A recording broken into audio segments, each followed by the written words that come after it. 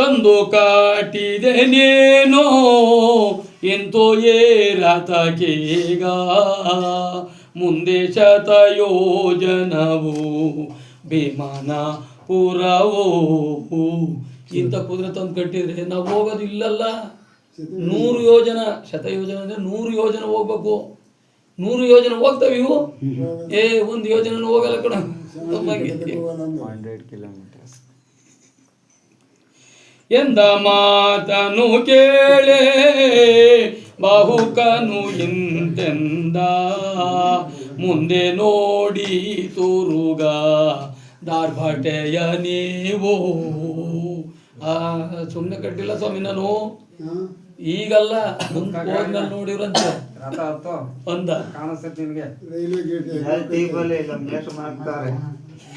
ಅನಿಲ ವೇಗಂಗಳ ನಿವನೋ ಅಸ್ತಾದ್ರಿಗೆ ಪೋಪ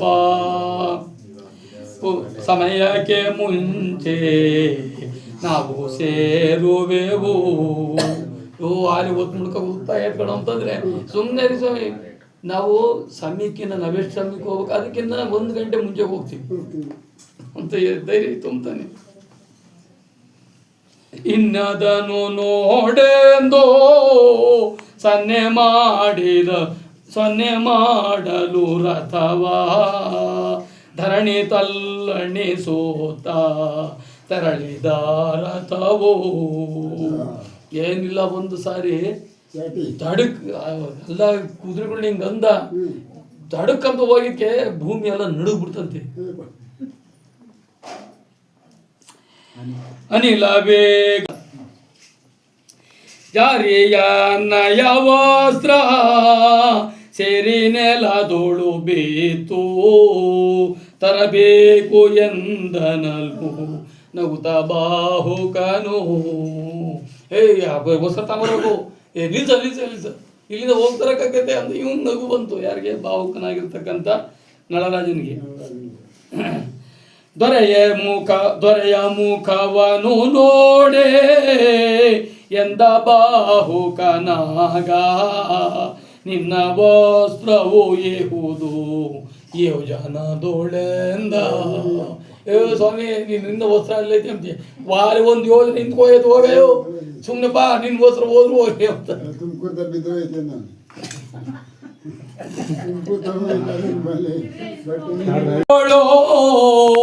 ಒಂದು ತಾರೆಯ ಮರವು ಚಂದದಿಂದಲೇ ಅದರ ವಿವರವೂ ಪೇಳ್ವೆ. ನಿನ್ಗೊಂದು ವಿದ್ಯೆ ಹೇಳ್ಕೊಡ್ತೀನಿ, ನನಗೆ ಈ ರಥದ ವಿದ್ಯೆ ಕಳಿಸೋ ಅಂತಾನಲ್ಲ. ಯಾವ ವಿದ್ಯೆ ನೀನು ಹೇಳು ಫಸ್ಟು, ಮೊದಲು ನೀನು ಹೇಳು, ಆಮೇಲೆ ನಾನು ಹೇಳ್ತೀನಿ ಅಂತ. ಯಾರೋ ನಳರಾಜ. ಅದಕ್ಕೆ ಇವಾಗ ಹೋಗೋದಾರಿಗೆ ಒಂದು ತಾರೆ ಮರ ಸಿಗ್ತೈತೆ.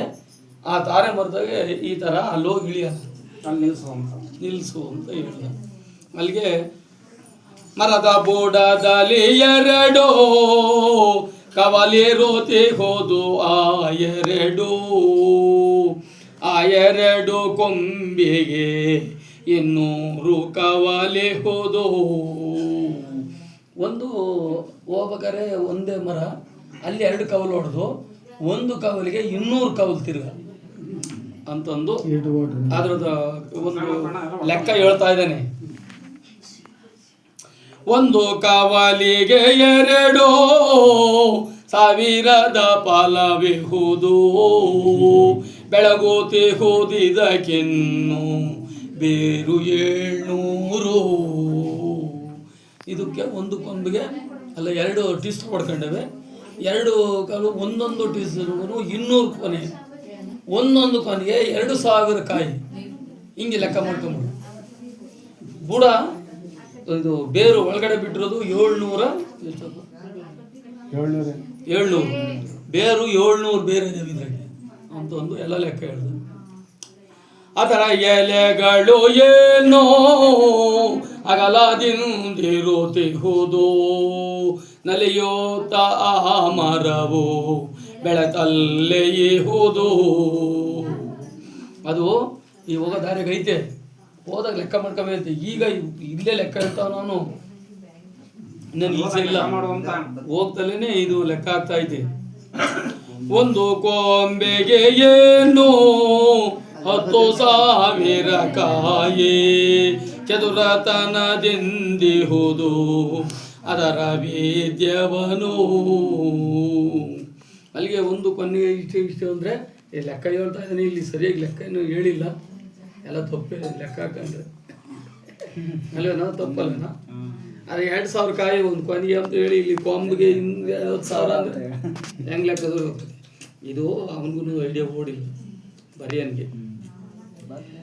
ಬಲ್ಲೆನದ ನಿನಗೇನೋ ಎಲ್ಲವನು ಪೇಳುವೆನು ನಿಲ್ಲದೆ ನೀ ಹೋಗಿ ನೋಡಿ ಬಾರೆನಲು. ಇಲ್ಲಿ ನಿಲ್ಸೋ, ಅಗೋ ಉಳ್ಳಲ್ಲಿ ಮರ ಐತಿ, ಹೋಗಿ ನೋಡ್ಕೊಂಬ ನೀನು, ನಾ ಇಲ್ಲೇ ಒಂಥರ ವಿಶ್ರಾಂತಿ ಪಡಿತೀನಿ ಅಂತ ಅಂದ. ಇಂತೆಂದ ಋತುಪರ್ಣನ ಮಾದಿಗೆ ಬಾಹುಕನು ರಥ ಬೆಳೆದು ಹೋಗುತ್ತಿರಲು ಇತ್ತಲ ಋತುಪರ್ಣನು ನಿಧಾನದಿಂದ ರಥವನ್ನು ನಡೆಸಿಕೊಂಡು ಹೋಗುತ್ತಿರಲು. ನಿಧಾನವಾಗಿ ರಥ ಓಡ್ಸಕ್ಕೆ ಬರಲ್ವಲ್ಲ ಇವನಿಗೆ, ಅವನು ನಿಧಾನಕ್ಕೆ ಅದು ಅಲ್ಲೋಯ್ತು ಹೋಗಿ ನೋಡ್ಕೊಂಡು ಇಲ್ಲಿ ಬಂದ್ಬಿಡು, ನಾನು ಇಲ್ಲ ಸುತ್ಕೊಂಡ್ಬರ್ತೀನಿ ಅಂತ ಅಂದ. ನಿಧಾನ ಕೊಡ್ಕೊಂಬರ್ತಾ ಇದ್ದೀನಿ. ಇವನು ಇಲ್ಲಿಂದ ನೋಡ್ಕೊಂಡು ಲೆಕ್ಕ ಮಾಡ್ಕೊಂಬರೋಣ ಅಂತ ಹೋದ. ಯಾರು? ನಳರಾಜ. ತಾರೆಯ ಮರದಡಿಗೆ ಹೋಗಿ ಋತುಪರ್ಣನು ಹೇಳಿದಂತೆ ಲೆಕ್ಕವನ್ನು ಮಾಡಲು ಆ ಲೆಕ್ಕ ಸರಿಯಾಗಿರಲು ಆ ಮರದಲ್ಲಿ ವಾಸವು ಮಾಡಿಕೊಂಡಿದ್ದ ಶನಿರಾಜನ ಕಂಡು ಇಳಿದು ಬಂದು ತುಸಿತುರ್ತಿದ್ದನದಂತೆಯೇ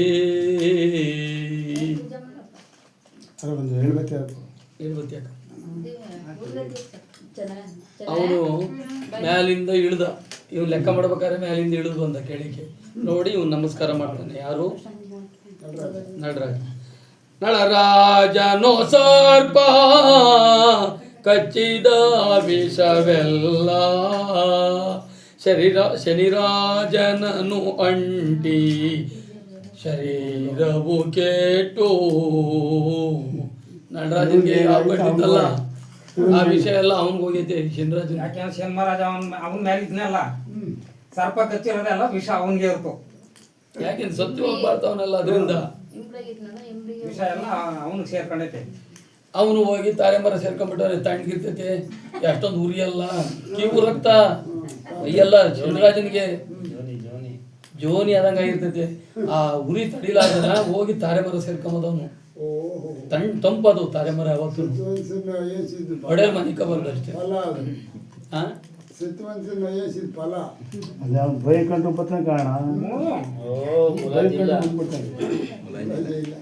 ಸುಮ್ಮನೆ ಎಲ ಎಲ ಪಾಪಾತ್ಮ ಎಲ ದ್ರೋಹಿ ನೀನು, ಸಲಬಲು ಪಾಪಾತ್ಮ ಎಲ ದ್ರೋಹಿ ನೀನು, ಸಲೆ ನನ್ನ ಪ್ರಾಣವನು ಕಾದೆ ನೀ ಬಂದು, ನನ್ನ ಕಚ್ಚಲಿ ಬಂದ ಸರ್ಪವನು ನೀನು, ಕರುಣದಿಂ ಕೊಂದು ರಕ್ಷಿಸಿದಾತನೆಲ್ದೋ, ನಾ ಮರ್ಯಾದೆಯನ್ನು ಕೂಡಿಕೊಂಡಿರ್ತೆ, ಕೊಲ್ಲದು ಬಾರದು ಎಂದು ತಾಳಿಕೊಂಡಿರ್ತೆ, ಭಯವಿಲ್ಲದಿಂದು ದುರ್ಭಾಷೆಯಾಡುವರೆ, ದುಷ್ಟಾತ್ಮಯನ್ನ ಎದುರಾಗಿ ಇಡಬೇಡ,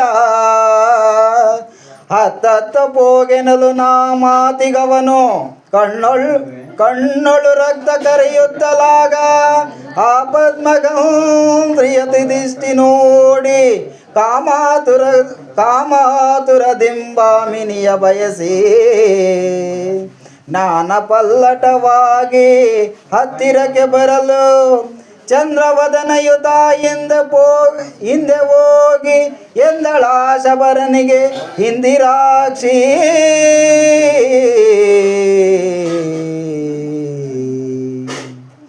ಇನ್ನು ನೋಡಲೆ ನಿನ್ನ ಗರ್ವ ಒಡಗಿಸುವೆ ಎಂದನಲು ಶರಬನು ಬಲವಂತದಿ, ಮೇಲ್ಬಿದ್ದು ಬಂದರೆ ತಿರುಗುವುದೇನೆನ್ನುತ್ತ ವನಿತೆಯನ್ನು ಪಿಡಿಯಬೇಕೆಂದು ಗಮನಿಸಲು,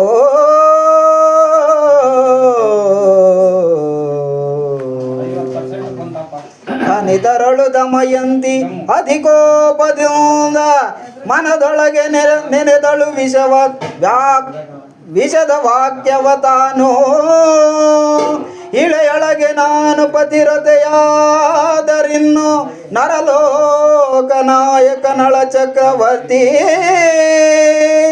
ನನ್ನ ರಮಣನು ಆಗಿ ಧರ್ಮಯುತನಾಗಿ ಹರಿಭಕ್ತನಾದ ಶಬರನೇ ಕ್ಷಣದೇ ಅದು ಮುಂದೆ ಕೇಳ್ಬೋದು, ಪ್ರಾಣವಂ ಬಿಡಲೆಂದು ಪಣತಿ ಅಲ್ಲಿ ನಿಲ್ಲಿಸ್ಬೇಕು. ಪ್ರಾಣವಂ ಬಿಡಲೆಂದು ಪಣತಿ ಶಪಿಸಲು ಆಗ ಶಬರನು ತಾಣವಂ ಗೆಟ್ಟು ಭೇದದಿಂದಲೇ ಬಿದ್ದ ಧರಣಿಯ ಮೇಲೆ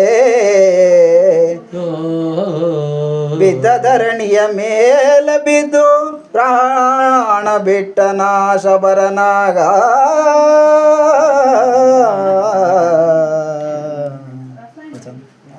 ಆವಾಗ ಹೇಳೋ ಪಾಪಾತ್ಮ ಏನು ನಾವು ಇಷ್ಟೊಂದು ಸದರಾಗಿ ಬಿದ್ದಿದ್ದೀನಿ ಅಂತ ಆವಾಗ ಸ್ವಲ್ಪ ರೋಷವಾಗಿ ಮಾತಾಡಿದ್ವಿ.